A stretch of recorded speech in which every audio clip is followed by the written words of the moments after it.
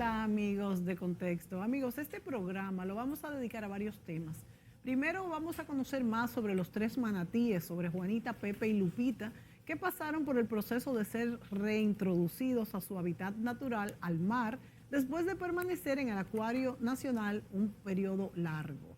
Juanita, Pepe y Lupita fueron encontrados con heridas, deshidratados en distintos lugares del país y se llevaron al Acuario Nacional para su recuperación.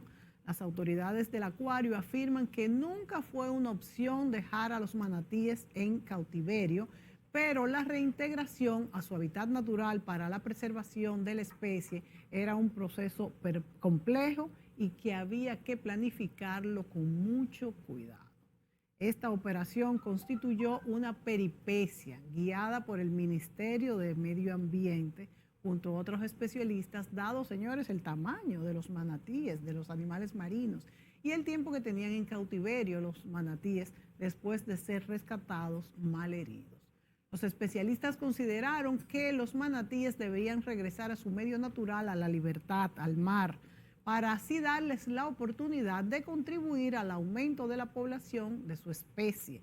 He leído que los manatí viven mucho tiempo y se reproducen durante toda su vida. Por eso, si un manatí permanece en cautiverio, esto afectará toda una descendencia y por lo tanto a la diversidad genética de la especie. Según investigué, los manatíes fueron abundantes alrededor de la isla, pero durante siglos fueron cazados para comer su carne y desde finales del siglo XIX escasearon, y aunque aún se pueden encontrar en las costas de la República Dominicana y Haití, parece que la población ha seguido disminuyendo.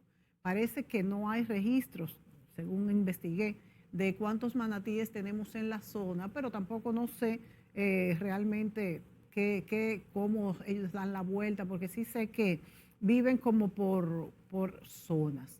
Bueno, pero para conversar sobre este tema, nos acompañan en este programa dos especialistas que lideraron toda la operación del traslado en el Ministerio del Medio Ambiente. Vamos a darle la bienvenida a José Ramón Reyes, viceministro de Recursos Costeros y Marinos, quien ha coordinado la liberación con los técnicos de la institución, del Acuario Nacional y de la Fundación Dominicana de Estudios Marino, Fundemar. También vamos a darle la bienvenida a la señora Nina Lisenko, directora de Recursos Marítimos también del Ministerio de Medio Ambiente. Bienvenidos. Muchas gracias. Bueno, yo quisiera comenzar este programa. Primero, no solamente vamos a hablar del manatí, también me interesa mucho conversar sobre planes presentes y futuros del Ministerio de Recursos Humanos y del Medio Ambiente. Y quiero hablar también sobre quizás otros animales marinos que pudieran estar en veda, aunque confieso que toda nuestra atención y del país ahora mismo se concretiza a lo que son esta reintegración de los manatí, que a mí me parece una historia tan emotiva y hasta romántica. Y quiero enseñar, aquí tengo este t-shirt que me han traído los directivos del Ministerio de Medio Ambiente. Miren qué lindo. Lo voy a poner cuando llegue a mi casa. Muchas gracias. Bueno, es justamente de que estamos en casa, o sea, ya en casa. Los manatí ya estarán en su casa. Están pasando ahora vamos a decir, una transición en lo que es un medio ya en el océano, pues controlado y ya luego libres. Bueno, ¿cómo comenzó toda esta historia? Vamos a ver, José Ramón, cuéntenos un poco. Bueno, gracias por invitarnos a tu tan visto programa. Esta historia empezó a principios de septiembre. El ministro Orlando Jorge Mera me invitó a acompañarle al acuario, el lugar donde pernotaban los manatí. Haciendo una inspección, nos acercamos a los manatí y empezamos a interesarnos en la historia de esos tres animales. El ministro me comenta, cuando nos retiramos, dice, esos manatí hay que soltarlo. Ponte en eso. Cuando llego al ministerio, me dirijo de doña Nina, que es nuestra directora marina, y le comento, doña Nina, que ya conocía, inclusive estuvo en el rescate, participó en el rescate de los 3 cuando eran pequeños, o sea, cuando eran 3 bebés, en diferentes localidades, como tú bien dijiste al principio. Me comentó. Y ahí empezamos a preparar un programa con ayuda de los científicos y los técnicos del acuario, un programa de liberación. Deducimos que el programa contemplaba 3 etapas. Las 3 etapas, que es la etapa de su chequeo médico, ver las condiciones en que se encontraban estos mamíferos,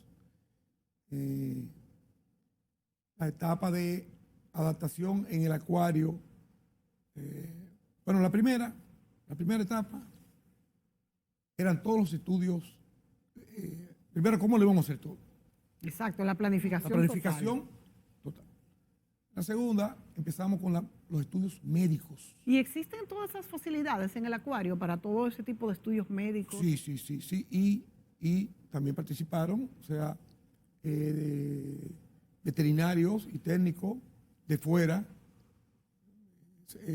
Los manatíes son como los humanos, o sea, laboratorios, sacarle sangre, todo, ver su corazón cómo estaba, o sea, el electrocardiograma, o sea, no es tan fácil como la gente lo ve, es muy complejo.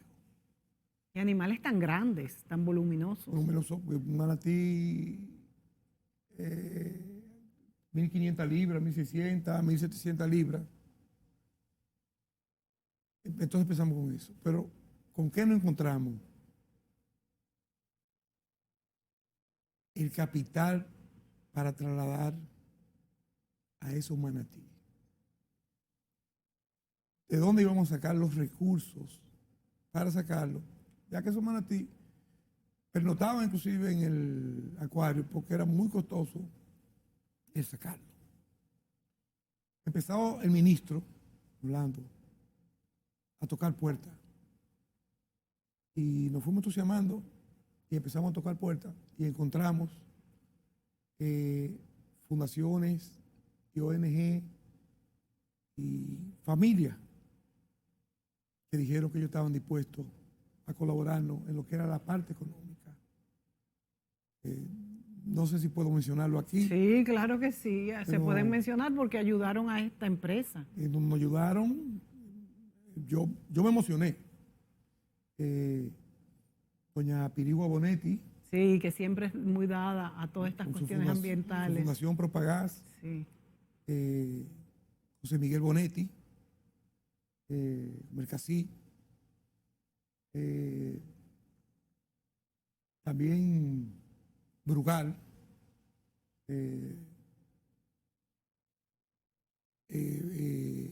Romina Santroni, una compañía. El sector turístico, El sector organizado, privado. El privado.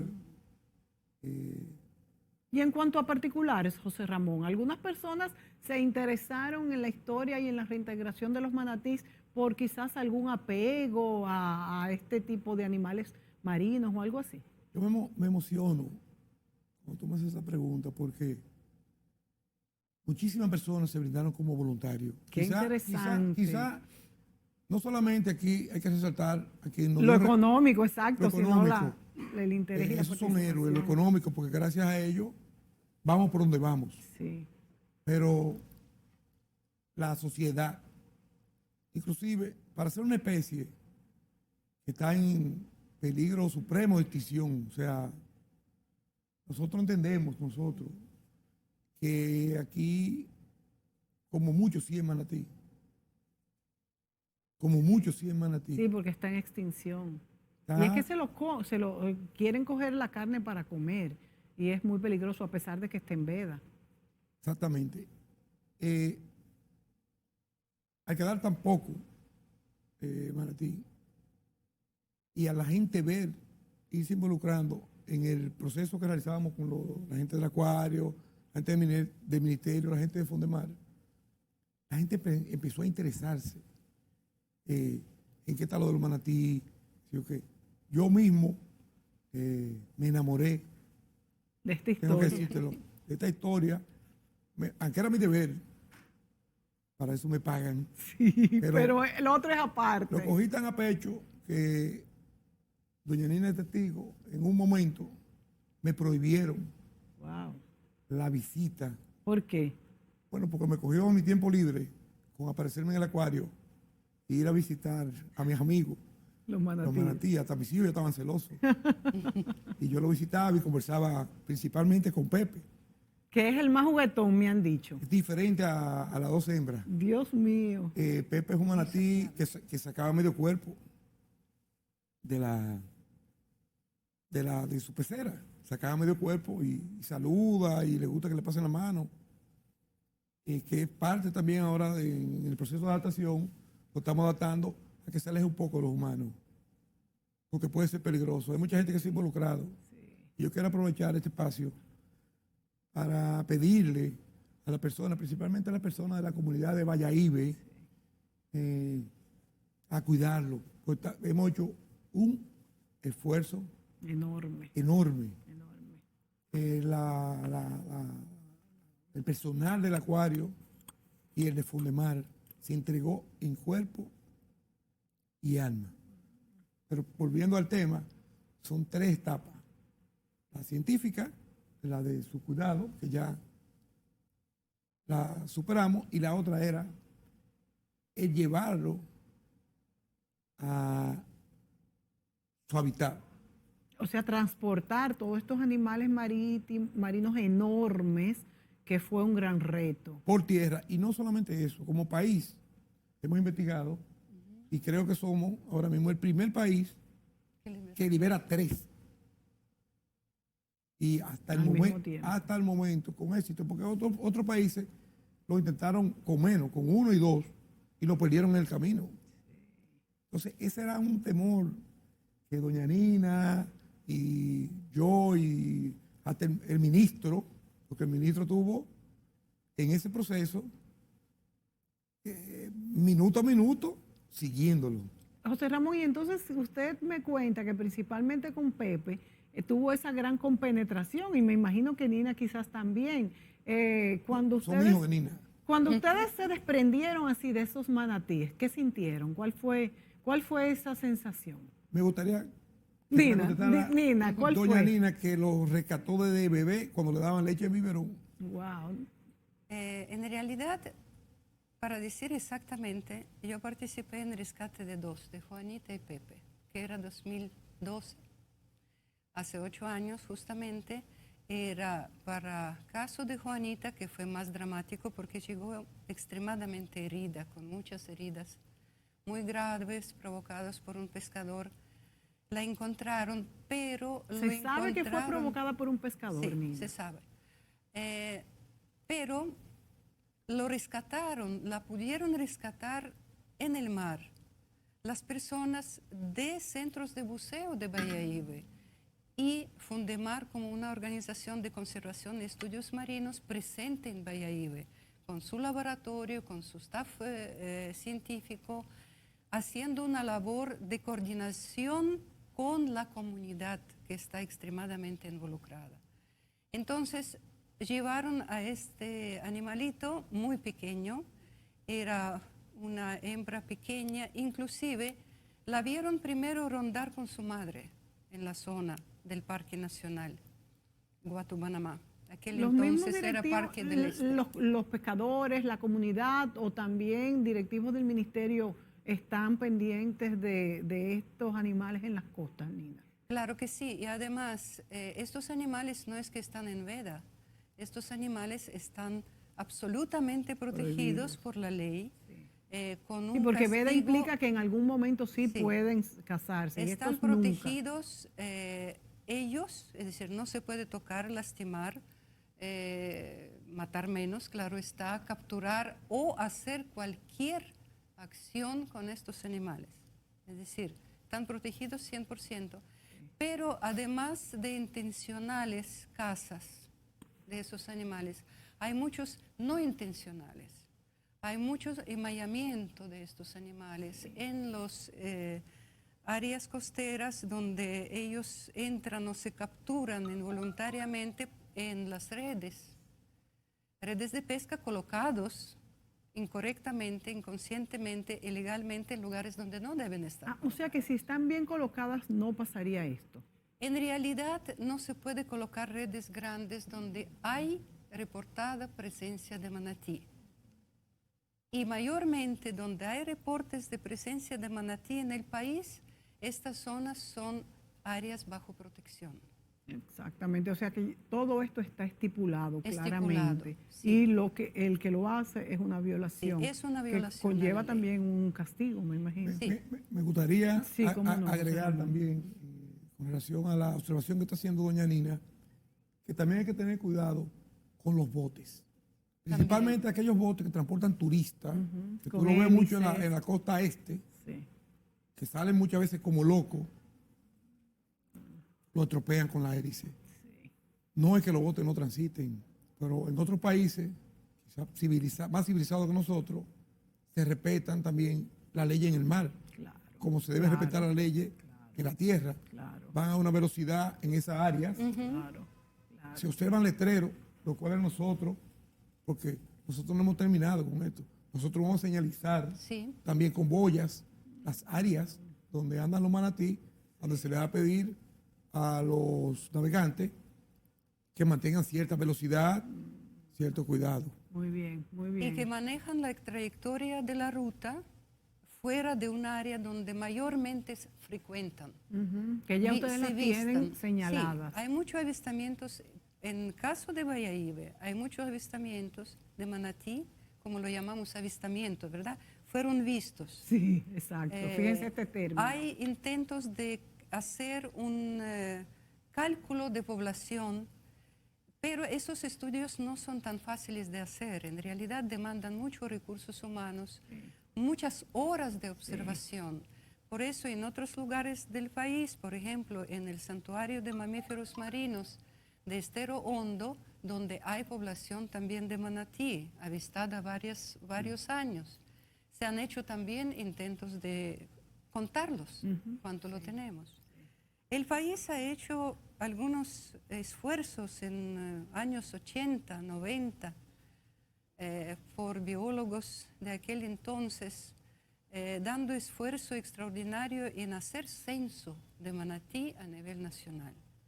Inclusive yo siempre voy a recordar la trágica muerte de los dos biólogos que han sido mis amigos, Amaury y Tami, que precisamente fallecieron a causa de una catástrofe aérea haciendo censo de manatí en área de Barahona. Qué pena. De hecho el manatí Tamauri, Sí. El primer manatí que estuvo en el que acuario, estuvo en el acuario, Sí. lleva el nombre de los dos, de los Ay, dos. qué bello. Sí. Tamauri, de Tami y Sí, Amaury. sí, Tamauri, claro. Sí. Este manatí murió, Tamauri. Sí, este manatí murió, él permaneció 10 años en el acuario, pero... Este fue el que fue la cara de los juegos, Sí, sí. en sí, un momento. sí, de Juegos Sí. Iberoamericanos. Panamericanos. Exacto, de los panamericanos.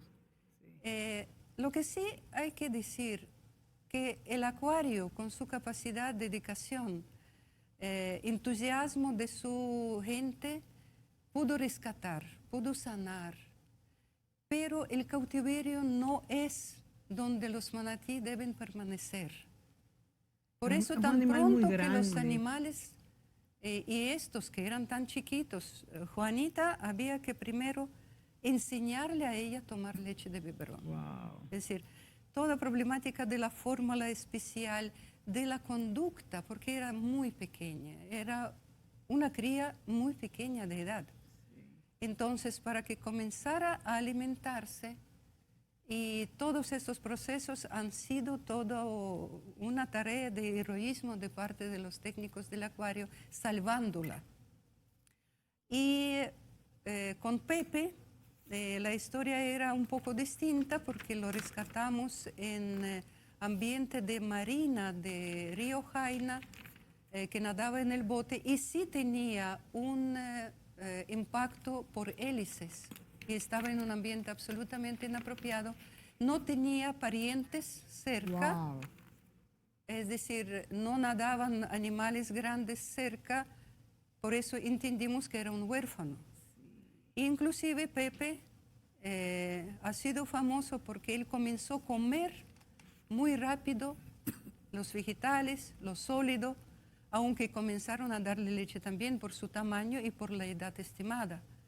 Así que su vida en el acuario ha sido larga, de Pepe y Juanita 8 años, que es demasiado, y este factor y esa condición precisamente es la que más preocupante para nosotros en mira de cómo van a readaptándose en su medio natural. Sabemos que es un proceso y va a ser largo. ¿Qué tan largo? Esto habrá que hablar un poquito más adelante, Poco a poco, como porque veamos que también van tenemos reaccionando. nuestro programa Sí. en base de todo lo que pudimos conocer de experiencias, que las hay en el mundo, pero no es fácil encontrar una guía que te diga hacer de tal forma y tal forma. Claro, y En más realidad que no tenemos mucha historia en estamos este haciendo sentido. camino al andar, gracias a dedicación de especialistas, sí, pero hay mucha prueba en este proceso. Nos vamos a ir a la pausa, Nina, José Ramón, y volvemos con ustedes a aprender un poquito más de este proceso de reintegración. Ya hemos visto que el acuario no solamente en nuestro país es para albergar animales y poder mostrarlos que a los niños, a los adultos, claro, animales más pequeños, sino que también ha servido en este caso para recuperar estos ejemplares que estaban en mal estado. Y miren cómo lo hemos podido reintegrar a su medio natural. Y digo hemos podido porque yo creo que ya estamos del otro lado en cuanto a que los manatí ya llegaron a su casa. Y decía el viceministro que están en la galería, van a entrar próximamente. Volvemos después de la pausa.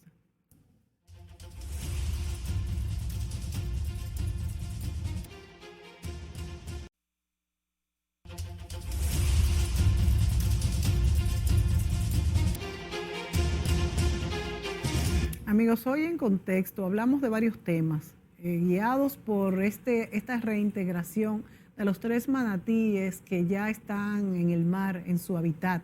Pero también hablamos de retos, de planes del Ministerio de Medio Ambiente y conversamos con el viceministro José Ramón Reyes y con la directora Nina Lisenko. Bueno, Lina es rusa, pero ya tiene unos 40 años viviendo en el país. Llegó graduada de bióloga marina y ha desarrollado, bueno, la mayor parte de la vida Nina la ha desarrollado en la República Dominicana, de manera que me imagino que ya se siente un poco dominicana. José Ramón, vamos a seguir conversando sobre este interesantísimo proceso y lo que el Ministerio de Medio Ambiente está haciendo, no solamente en el caso de los manatí, que es el que nos estamos refiriendo en este momento, sino para proteger cualquier otra especie marina que se encuentre en las costas de nuestro país.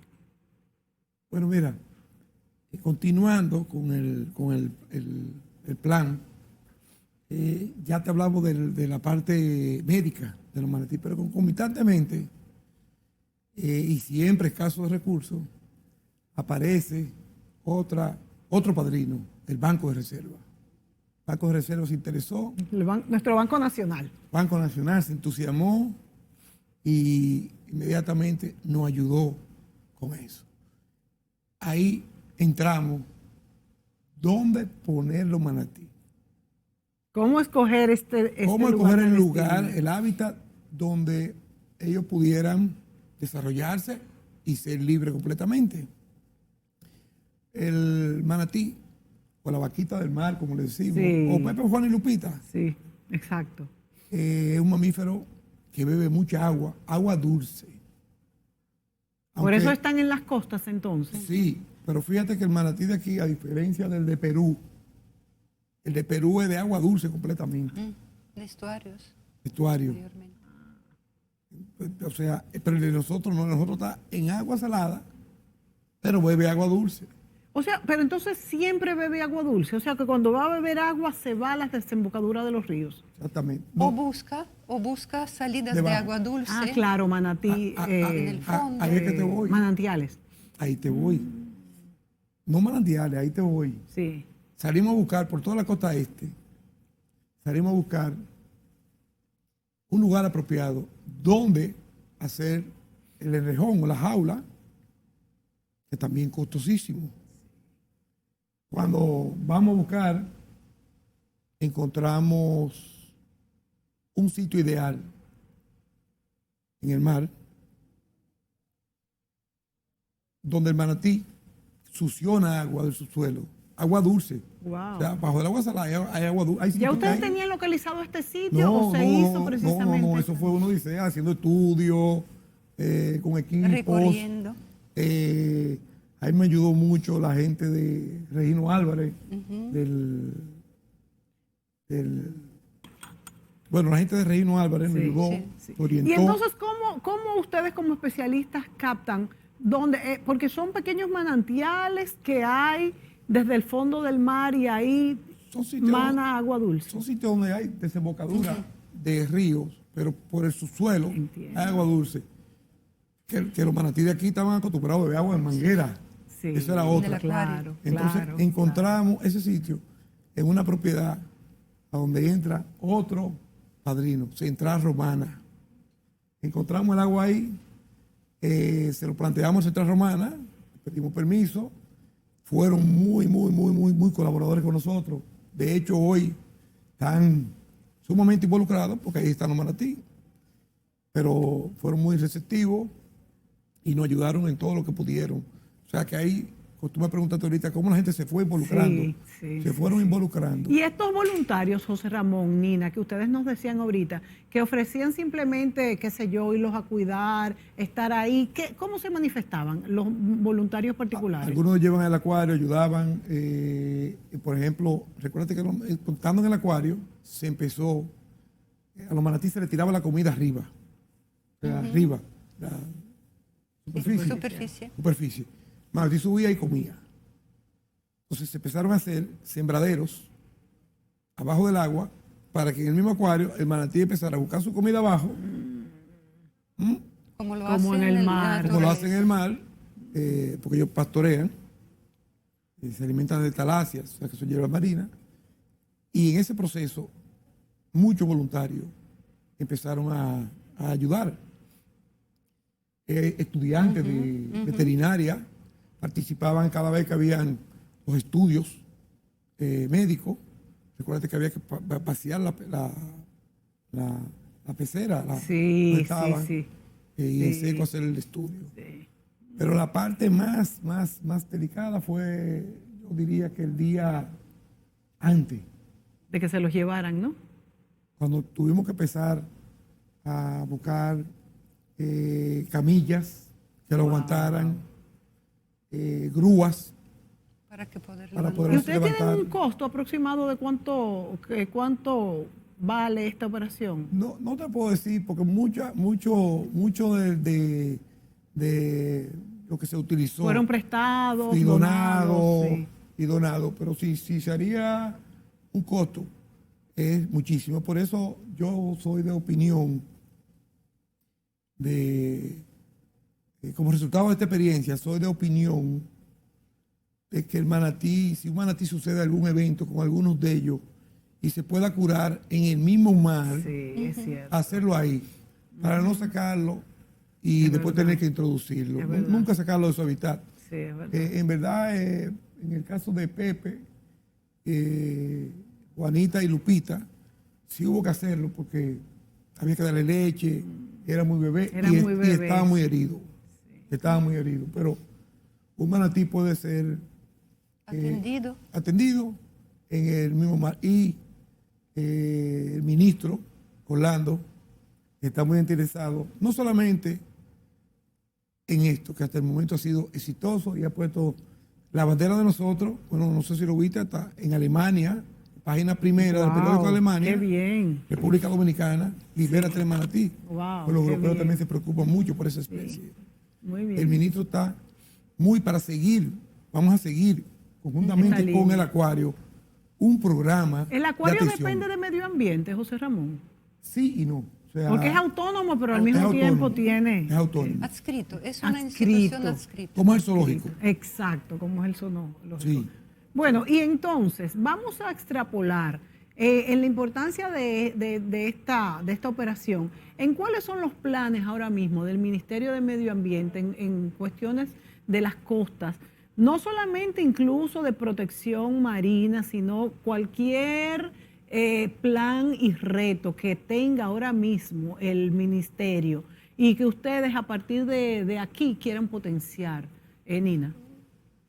Bien, ya como hablamos de protección de las especies, ¿verdad? Manatí es una de las especies que requiere una protección máxima, pero también hay otras especies en peligro que están puestos en nuestro listado rojo nacional y también en listados rojos. ¿Qué significa rojos?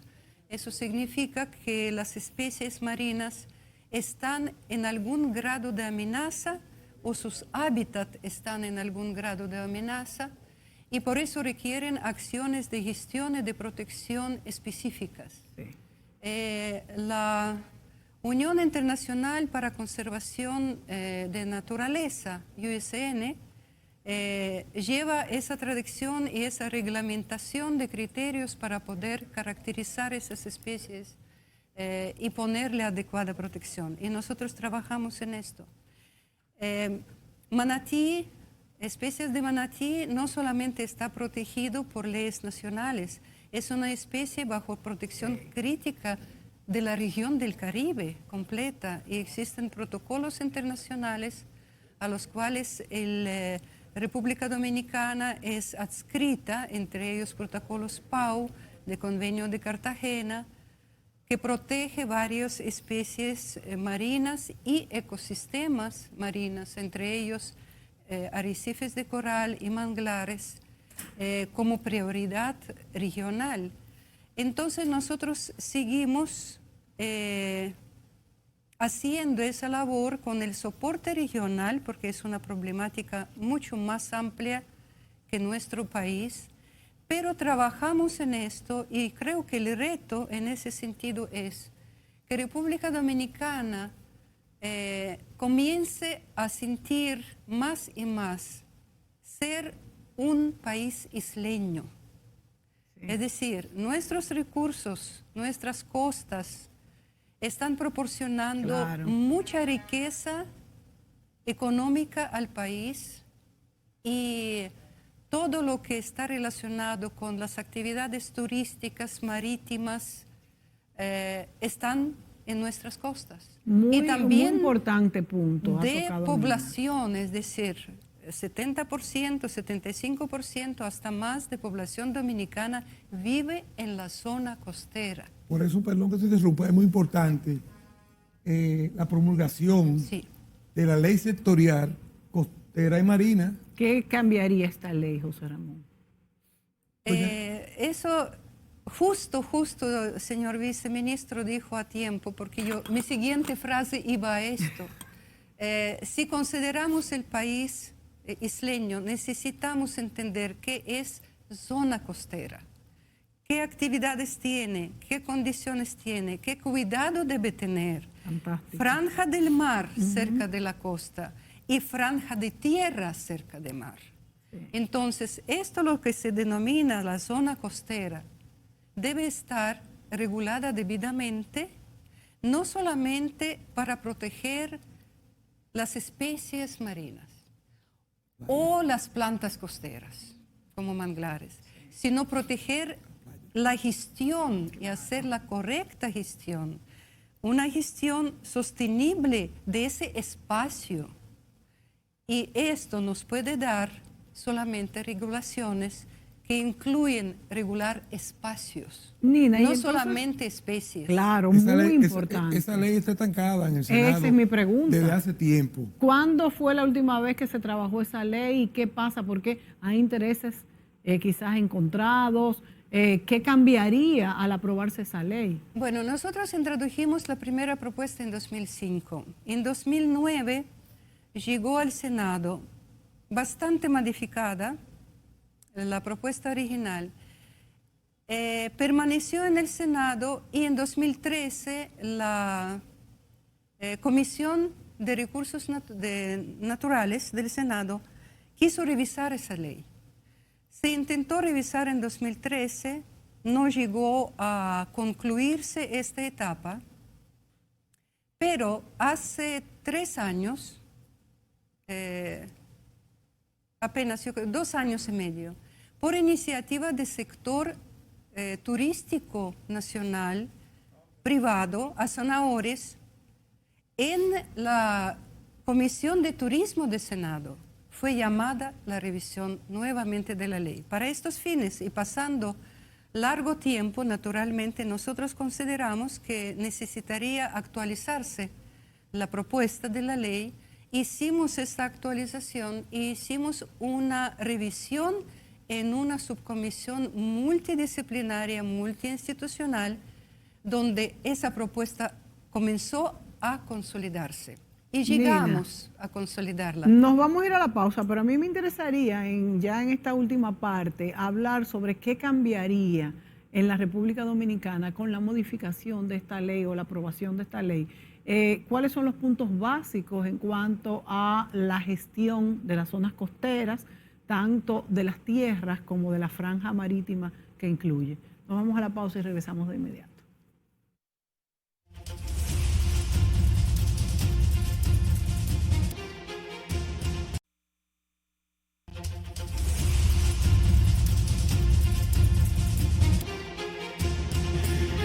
Amigo Nina Lisenko y José Ramón Reyes nos acompañan en esta ocasión, el viceministro de Medio Ambiente y la directora de Recursos Costeros y Marinos. Hablábamos sobre un tema sumamente importante, la ley sectorial, ¿cómo se llama la ley? Sobre las costas, Sí. Vamos a explicar un poco, me explicaba el viceministro en la pausa, que existe, tenemos la ley de medio ambiente, pero es otra cosa más específica lo que es la ley para las zonas costeras. Sí, José Ramón. Porque te explico, existe la ley de medio ambiente, la 6400. Llamamos ley sectorial porque esta ley, como lo indica su nombre, sectores. Sí. Es la ley que regularía el sector costero y marino. O sea, ese sector. Pero está la ley Existe que ley es de la biodiversidad. sí, que es la 6400, Sí. que es la ley que regula el medio ambiente. Pero esto vendría a reforzar lo que es el sector costero y marino. Que como muy bien decían, vivimos en una isla y la mayoría de nuestros recursos salen precisamente, pueden salir de la pesca, De por turismo, ejemplo, que todavía turismo. no está saliendo, pero el turismo es nuestra principal fuente La de columna vertebral, creo yo, de la economía y dominicana. en la pesca también podría convertirse y muchas otras actividades costeras. Pero una pesca regulada. Claro, por supuesto. Una pesca bien hecha. Por supuesto. No. Porque si no lo que va es a cortar a cortar la vida. Ahí, qué bueno que tocaste eso. Está ahora, por ejemplo, lo de la veda al pez loro. Exacto, sumamente Ahorita importante. Ahorita doña Nina habló de la mala práctica de las redes que matan especies, que no solamente los manatí, la tortuga que también está en peligro, Sí. viven enredadas. Y el pez loro, José Ramón, tiene, ¿cómo sabemos? Porque redes ponen en todas las partes de la costa. Entonces, para proteger el pez loro, ¿cómo hacemos? No, mira, oye, ¿qué es lo que pasa? Hay tipos de... Es bueno explicar cuál es el pez loro, sí. que es el que produce la arena. Sí, pero te voy a decir antes que hay instrumentos de pesca que son... No solamente. No solamente. ¿Qué más? Ahora lo explica. José Ramón. Sí. Con los instrumentos de pesca, la mayoría de los instrumentos de pesca que se utilizan en el país son depredadores por naturaleza. Aquí se pesca con compresor. Wow. O sea, donde pierden la vida muchísimo que llaman padres de familia, Sí. porque lo explotan Sí. con compresores. La licuadora. ¿Y de lo cuál es cual- la licuadora? la licuadora es una especie de redes con madera Sí. que el motor lo arrastra y se lleva Wow. de barata corales, se lo lleva todos los peces chiquitos, todos. Wow, y los todos. corales sufren muchísimo. Claro, que ahí entramos Sí, en lo que es el pez loro. sí. Explícanos un poco más, Nina. Sí, El pez loro, ¿qué mayormente más se hace? oye que el pez loro está relacionado con Con la arena. producción de arena. Sí. Es cierto, pero en realidad su función principal está porque es un organismo herbívoro. Come algas, algas en su estado pequeñito, cuando comienzan a crecer sobre arrecife o sobre cualquier superficie en el fondo. Y cuando pez loro lo hace, porque tiene un piquito, ¿verdad?, que lo raspa, él quita estas algas y ellas no compiten por el espacio y por la luz con los corales que están formando parte del arrecife. Si nosotros eliminamos pez loro, como se está la tendencia, merma tremenda en poblaciones de pez loro en los arrecifes, las algas proliferan, no hay control. Pez loro es controlador de algas, entre otras tantas especies más. Sí. Entonces, es un pez muy fácil de capturar, muy fácil de capturar. Y efectivamente fue tan impactada su población que el efecto del estado de salud de arrecifes está relacionado con poca población de peces loro que existen hoy en día en el arrecife. Y no entonces, solamente ¿cómo aquí. diferenciar entonces? Que me gustaría, perdón que interrumpa, hacer un Sí, llamado de tu programa a los dueños de restaurantes a no Vender, vender el aceptar. pez loro y a los ciudadanos a no consumirlo. Claro. Y aquel que rompa la ley y aquel ciudadano que lo vea, que lo denuncie, que lo denuncie. Muy Porque importante. tenemos que aplicar la ley. Muy Y importante. ese llamado. perdón que Sí. interrumpí, doña Nina. Continúa, Nina. Muy bien, importante. estamos conversando sobre funciones de diferentes especies, ¿verdad? Pero los ecosistemas marinos son muy complejos. Pez loro es uno de los componentes principales con su función en ese ecosistema. Y hay unos tantos más, incluyendo los tiburones, Claro. incluyendo las rayas, incluyendo manatíes, aunque no están en arrecife, pero están asociados. En el mar tú no puedes poner frontera. Arrecifes, praderas de talasia, los manglares, las playas están unidos Todo dentro en del mismo procesos ecosistema. marinos, Exacto. ¿verdad? Y entonces lo que hacemos con uno está afectando a Repercute. los demás. Ahí donde está la conectividad de ecosistemas marinos. Y eso tenemos que entender, aprender, manejarlo correctamente y regularlo correctamente. Y entonces, Nina, esta ley que reposa en las cámaras, en el Congreso, que aún no está, vamos a decir, moviéndose todavía, ha habido una reestructuración, pero no se está conociendo, según tengo entendido. ¿En qué nos ayudaría? Tú puedes mencionar 3, 4, vamos a decir, puntos importantes que ayudarían a lo que es la economía dominicana, la conservación de nuestras costas y el ecosistema.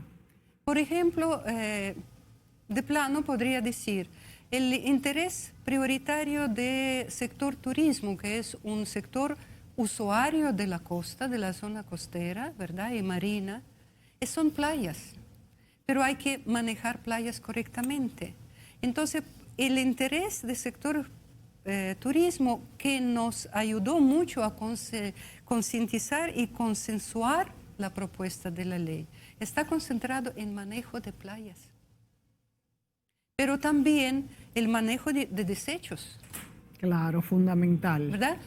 De contaminación de fuentes terrestres hacia zona marina. Fundamental. También los efectos globales como arribo de sargazos a nuestra costa. Eso se podría también minimizar un poco con el manejo con esto de... Con correcto manejo Sí. de en la costa, sí, claro, y unir esfuerzos para dar la respuesta.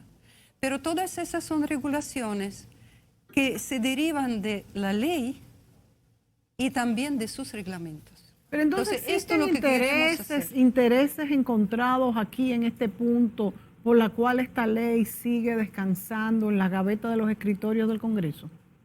Yo pienso que ahora tenemos más visión a la necesidad de consenso que antes. No se le daba la importancia. Sí. No es por... Quizás ni porque siquiera haya por intereses encontrados. No se le estaba dando la importancia. Sí.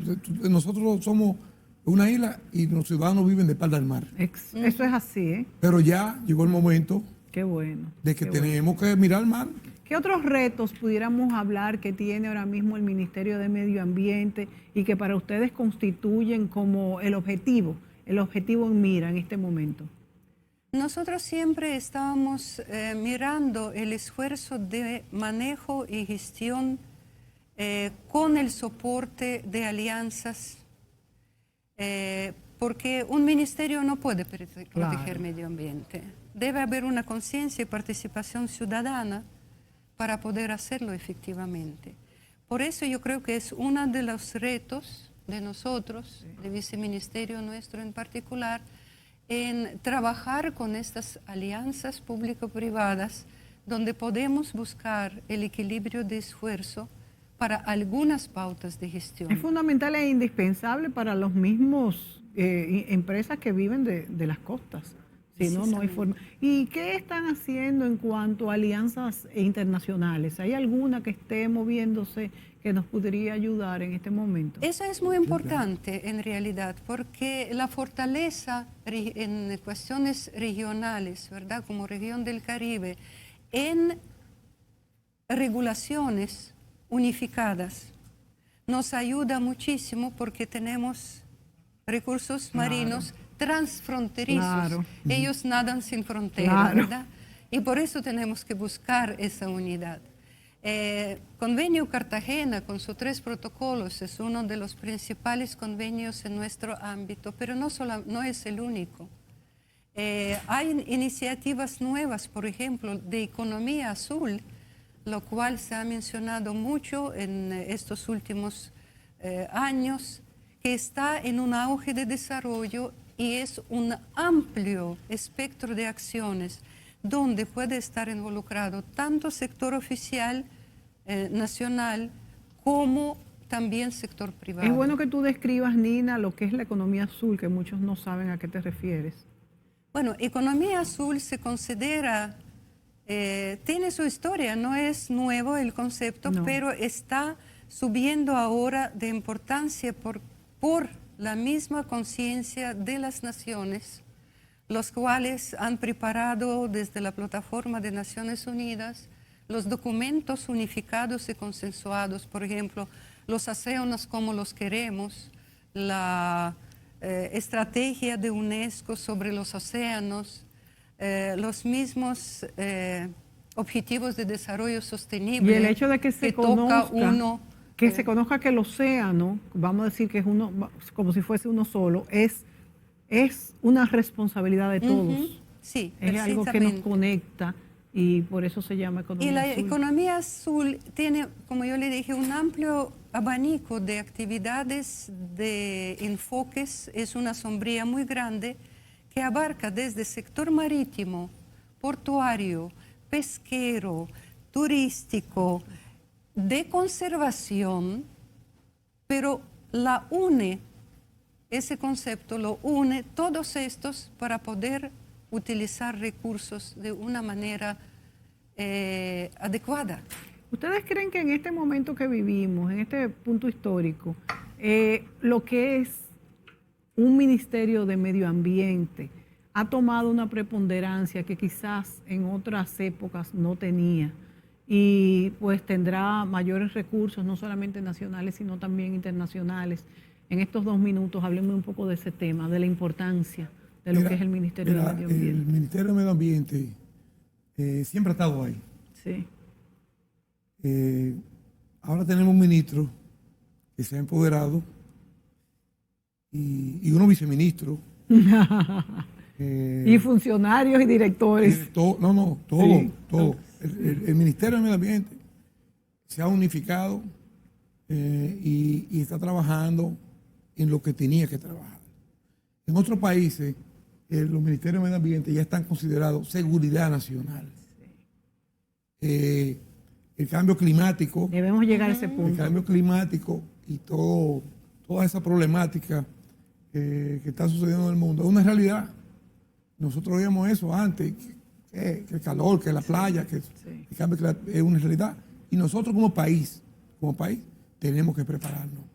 Bueno, se nos acabó el tiempo. Yo creo que este ha sido un programa bien interesante y además concientizador de la importancia que es unirnos todos nosotros como dominicanos, toda la ciudadanía en pro del cuidado del medio ambiente, de nuestros especímenes marinas, terrestres, que nos hacen a nosotros la vida más fácil, más placentera y nos mantienen lo que es nuestro ecosistema funcionando, que es algo que parece que es gratis, pero como es gratis, tenemos que cuidarlo para que nos dure la madre naturaleza. Muchas gracias a Lina Lisenko y a José Ramón Reyes por acompañarnos aquí en esta época con tanto tránsito, señores, con tantas actividades. Muchas gracias. Gracias a ti por invitarnos. Gracias a ti, Mónica. Gracias a ustedes, amigos, también por sintonizarnos y será hasta nuestra próxima entrega.